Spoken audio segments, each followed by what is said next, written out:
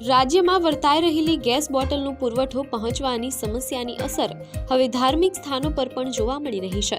અમદાવાદના પ્રસિદ્ધ કાલુપુર સ્વામિનારાયણ મંદિરમાં એલપીજી સિલિન્ડરની અછત સર્જાતા ભોજનશાળાના મેનુમાં મોટો કાપ મૂકવાની ફરજ પડી છે। સામાન્ય રીતે મંદિરમાં આવતા હજારો ભક્તો માટે પીરસવામાં આવતા સંપૂર્ણ ભોજનને બદલે હવે માત્ર ફિક્સ મેનુ રાખવાનો નિર્ણય લેવાયો છે। મંદિર તંત્ર દ્વારા લેવાયેલા નિર્ણય મુજબ હવેથી સવારના સમયે માત્ર દાળ ભાત અને સાંજના સમયે કઢી ખીચડી જ પીરસવામાં આવશે। મંદિરમાં રોજના 4 થી 5 ગેસ સિલિન્ડર વપરાતા હતા, પરંતુ વર્તમાન પરિસ્થિતિમાં ગેસનો પૂરતો જથ્થો ઉપલબ્ધ ન હોવાથી રસોડું ચલાવવું મુશ્કેલ બન્યું છે।